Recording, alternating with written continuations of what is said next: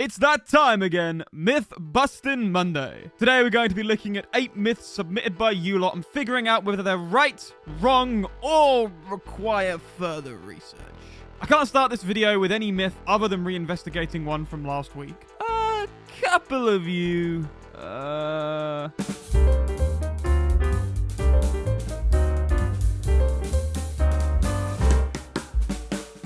just a few pointed out that I could have used Lightborn when testing whether or not Enduring reduced Blastmine's stun duration.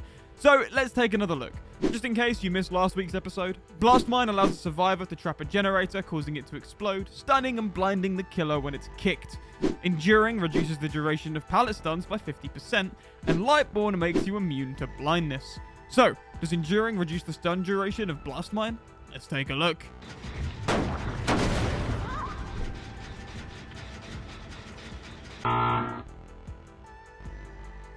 You can go down from Deep Wound when in the Trapper's Trap.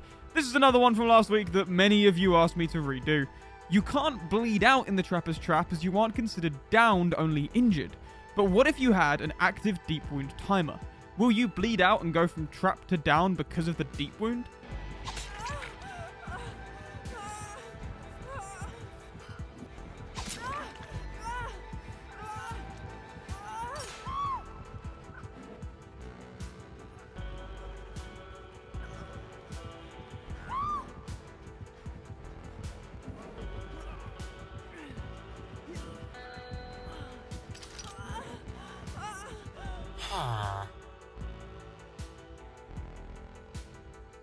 You can't see skill checks when blinded. This one was submitted by Amy Like Seals. You can blind yourself with flashbangs as a survivor, but will this stop your ability to be able to see skill checks? We can force a skill check by using a brand new part to test this out. Let's take a look.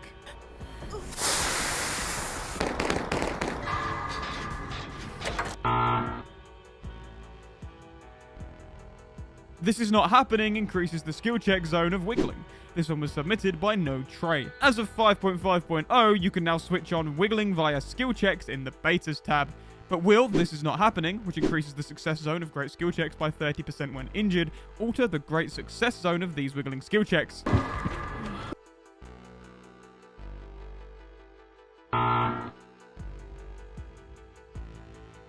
Balanced landing procs with the boil over height change. This one was submitted by Marcus Logan. In the latest patch, boil over has been buffed to cause your wiggle meter to increase by 25% when the killer drops from a great height.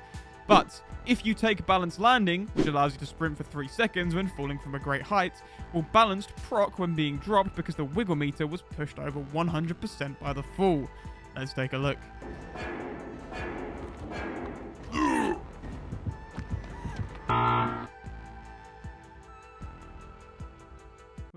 What's that noise? Very quickly, you see this merch design?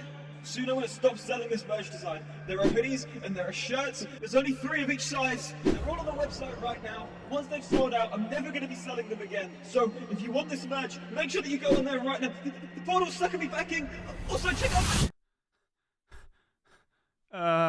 Sorry about that. I kind of expelled the merch side of my brain into a clone of me, along with all the other parts of my brain that I didn't want.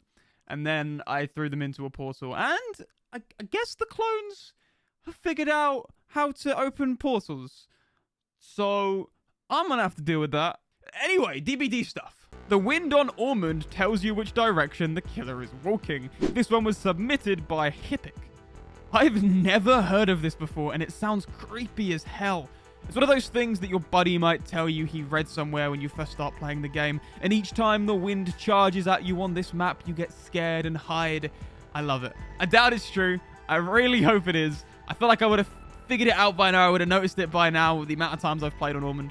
It's cool to do a myth that isn't just based on perks too, so let's take a look.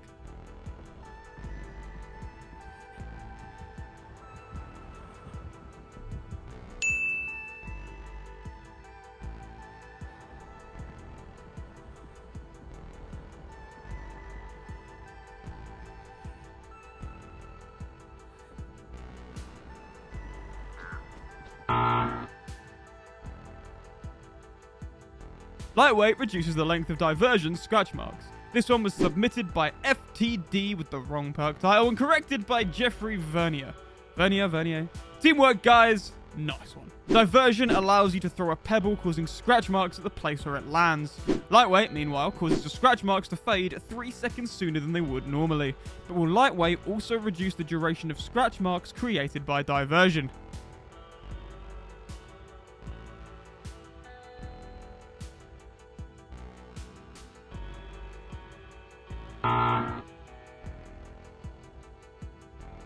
And finally, For the People counts towards Renewal. This one was submitted by Carter Corcoran. Renewal activates after healing survivors for the equivalent of 1 health state. For the People allows you to trade a health state with another survivor by pressing E when healing them if you yourself are healthy. But will a heal done in this way cause Renewal to activate? Let's take a look.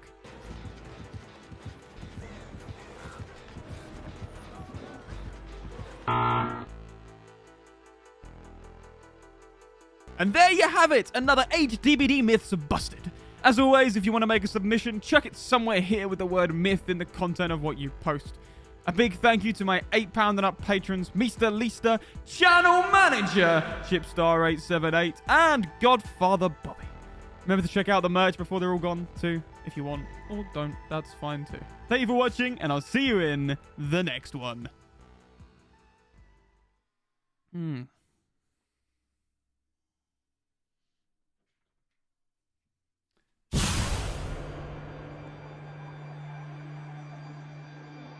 This is going to be fun.